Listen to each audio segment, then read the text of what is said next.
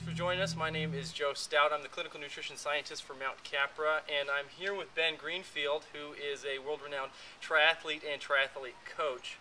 And we're in Kona, Hawaii at an Ironman, and we're going to just do a few questions here with Ben and get his take, get his expert opinions on some things, and to just find out about the race. So thanks for joining us, Ben. Thanks for having me, Joe. So Kona, Hawaii, this race is a big deal, but a lot of our viewers might not know why. What's so great about Kona, Hawaii? Well, this is the Super Bowl of triathlon, the Ironman World Championships. This is where they take the top athletes from Ironman performances around the globe and bring them all together to find out who's really the best. Wow. So you'll have different divisions in different age groups, as well as professional divisions competing. There'll be a few people who are racing in physically challenged divisions, as well as a few people actually pay lots of money to get into the race, because it's a very tough race to get into. But ultimately, it is the equivalent of the Super Bowl or the professional championship series of any other sport. Sure. And what are some of the qualifications to get to where you're at right now? I know it's elite, but how elite is it? You need to complete an Ironman triathlon, any of the 24 Ironman events from around the globe, in a time period that is usually towards the top 2 or 3 of your age group. And so when I qualified for this race, it was actually a few months ago down in Hawaii, and this is my third time racing this event. Wow, great. Well, that's it. Definitely, we're really seeing the best of the best when it comes to triathletes in general here, because you don't get into here unless you're in the top. If you go 2 minutes down that way, down a lead drive, you will see the fittest athletes in the world riding their bikes. It's intimidating, but at the same time, it's inspiring, and it's a good place to be. Well, very good. And how are you feeling about tomorrow? Because tomorrow's the big day. Fantastic. I've never been more ready for a race. Very good. And what kind of training have you been doing coming up to this point? Lots of racing. I do well with high intensity work. So lots of other triathlons, smaller triathlons. I'm very, very much a proponent of quality over quantity. I don't do many miles, but I do all of them at a very high intensity. I have a family and I run several businesses, so I need to make sure that all of my training is planned out. So you've been here in Kona for about a week now, almost. Yep. Yeah, 6 days. Okay, and so have you been out there? You know, as we were driving up here, we saw just dozens upon dozens of athletes out there riding their bikes, running, swimming. Have you been doing that kind of stuff, getting ready? I've been doing very, very little of it. The trick here is to overcome the pressure to go out and match your fitness against all the other very fast athletes who are here. If you arrive here 2 or 3 weeks early, sure, you could go out that early before the race and throw in a few harder sessions. But the week of the race, you'll see lots of people committing big mistakes. They're out there training in the heat, depleting their bodies. It's a very delicate balance between letting your body acclimate to the conditions in Hawaii and not overtraining your body or dehydrating it. Right. So, I'll use little tricks, like instead of going out and doing a run for 30 minutes at 4 p.m. in the afternoon, I'll turn off the air conditioning in the car and drive to downtown and back. I'm still heat acclimating, but there's absolutely nothing going on that's tearing down my body. Right. The thing that I do the most during race week is bicycling, just because it's a good mode of transportation here on the island. It's also non-weight bearing, so it really doesn't beat up the body quite as much as running, and it's logistically a lot easier to do than swimming.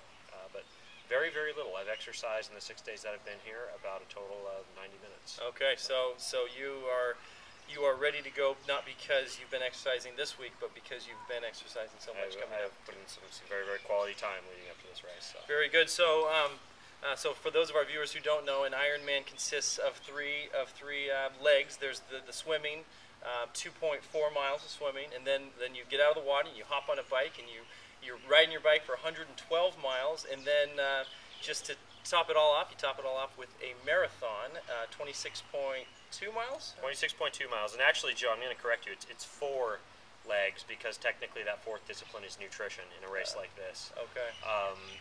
Hydration and proper fueling are paramount, and it's very, very difficult to manage that aspect of the race while you're racing. So in a shorter triathlon, or even a triathlon that takes place in less severe conditions, you can get away with just swimming and cycling and running. But here, there are other components at play. So the nutrition, the fuel in your body while you do this, in such a long race is absolutely crucial because. Well, yeah, you have 2,000 calories, as you know, as a scientist, 2,000 calories approximately of storage energy, storage carbohydrate in your body. And once you've burnt through that, you're going to tap into fat stores, which release their energy far more slowly, so you're going to slow down. Or alternatively, you're going to be putting exogenous, external sources of carbohydrate into your body to keep it going.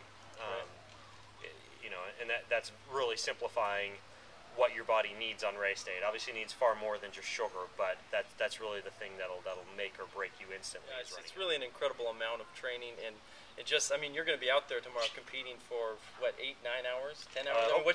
Hopefully about 9.5 hours. 9.5 hours. This whole nutritional supplementation angle, as a triathlete and as a coach, what are some tips you can give our viewers for? I mean, what are the essential nutritional supplements you're going to be needing to be taking to be competing just at your top performance? Right. For this level of competition, there are some that you've probably read about in the news quite frequently. Electrolyte supplementation, of course, while you're here, is crucial, meaning not just putting salt on your food, but taking the full range of sodium, potassium, magnesium, as well as a lot of the smaller minerals that don't get talked about, but that your body needs, because muscles rely on electrical conductance to actually create a contraction. So those are very important. You get a full range of electrolytes into your system.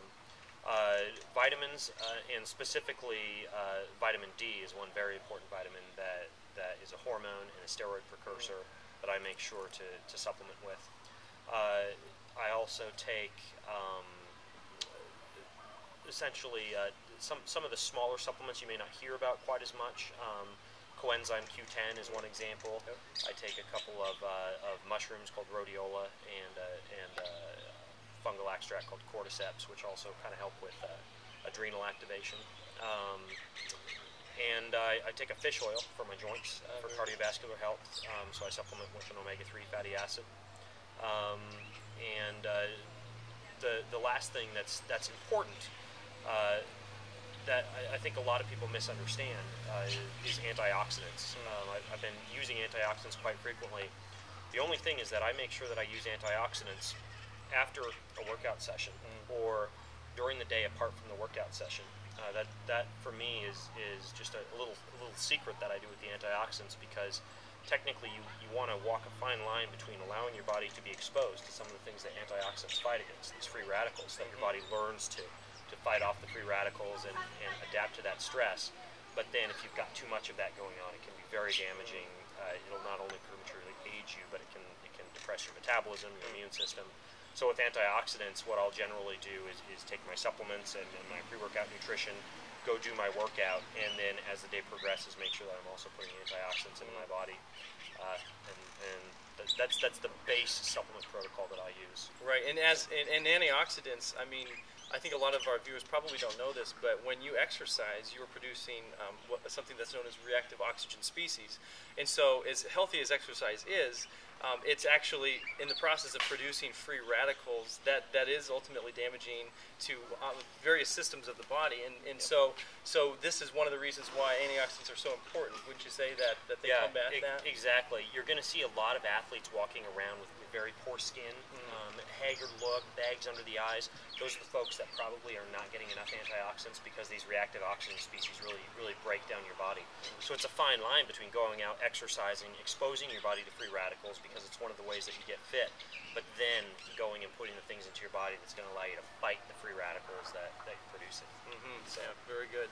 Very good. Well, it's definitely sounds like you've got your work cut out for you tomorrow. 9.5 hours of high intensity activity. You're going to need some cheering. So my wife Elizabeth and I, we made up some signs, and this is her beautiful sign right here, Go Greenfield, and on the back here she's put the Mount Capra logo with the Ironman logo. That's right. Mount Capra, that's right. And you know, I didn't really talk about this too much, Joe, but you know, when we were talking about the antioxidants, that shirt that you're wearing, Solar Synergy, that's what I use for antioxidants. Oh, very good. And you know, as you know, but the viewers may not, it's simply a powder. Yes. And I'll put that in a drink mix after workout. It's not a calorie-based powder, but it's pure antioxidants, and also contains the minerals that I talked about, not just the salts, but a lot of those microminerals. And then the other thing is I mentioned that 40-30-30 protein, Yes. 40% carb, 30% protein, 30% fat. The other element of the Mount Capra nutritional weapon profile that I use is your double bonded protein. Very good. A lot of athletes, you'll drive down a Lee Drive down here and you pass by the Muscle Milk House and the Cytomax House and the Cliff Bar House. You look at a lot of these proteins and you turn around the ingredients label and you're looking at artificial colors, flavors, acetylsulfamine, potassium, sucralose, many ingredients that you can't even pronounce. I use your double bonded protein, which is essentially, you look at the label and it says protein, stevia, and cocoa. And not only is it processed in a way that allows me to utilize more of the amino acids in it, but I'm literally going through a good 6 scoops a day, something like that, with as much protein as I need to take in. And it's that and the solar synergy form the base of that electrolyte mineral protein part of my nutrition supplementation protocol. Perfect. And I really don't even consider the double bonded protein a supplement as much as just real food. It happens to be a powder, but absolutely, you mix that with a little bit of yogurt or coconut milk or whatever, and it's food. So. And what kind of, have you seen some since taking, because I mean you've been taking the double bonded protein and the solar synergy, you haven't been taking them that long. About a year. About a year. Have you seen some market changes, improvements since you started taking them? I haven't been injured. I mean, my team, I've got a team of massage therapists and chiropractic physicians, people I work with back home, and they're getting bored because it's basically maintenance. Yes.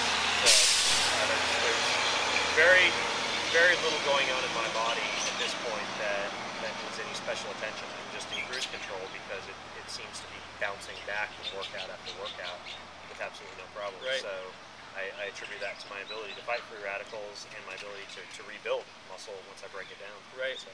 Well, great. No, I'm glad to hear that those supplements are working well for you. And that's kind of one of Mount Capra's visions and goals is to produce ingredients, whole foods that kind of fit under 2 criteria. One, they're very lowly processed. The processing steps are very, very small. And then that contain very few ingredients, and they don't have a ingredient list a mile long that you can't pronounce. So yeah, and you talk to any of the greats, Mark Allen and Dave Scott are 2 of the best Ironman triathletes of all time. They will tell you that they're completely focused now for them and their athletes on holistic nutrition, and it's simply mind blowing how all of the big names that you see in this sport, the nutrition manufacturers, everything is produced at as low a cost as possible and at very low qualities or with very high amount of preservatives and flavorings and sweeteners. And it's just amazing how many people suck this stuff down thinking that it's real food when it's not. And that's what I do like about you guys. You can trust that what you're putting into your body is holistic and real and minimally processed. Yeah, absolutely, absolutely, and that is our goal to produce lowly processed whole foods. So thank you for that. So yeah, like I was showing here, I've got Elizabeth's got these nice signs for you, and nice. I went with a little bit more. Well, my artistic skills are almost non-existent, whereas my wife's, as you can see here, are beautiful. But my message to you tomorrow, Ben, will be this: go faster, Ben. And all day we'll be holding that sign, just cheering you on, and we'll be able to follow some. We'll be following Ben with some footage tomorrow, and we'll actually be getting a post-race interview with him after he gets some medical attention once he finishes the race. And that's right. That's my goal. If I don't need medical attention after the race, then I didn't go fast enough. You left something on the table. So his goal is to not leave anything on the table, go all out, and we're just going to be cheering you on, Ben. And we're excited for you, man. You're going to do a great job. Thanks so much for taking this time and for the interview. Thank you. All right, Ben.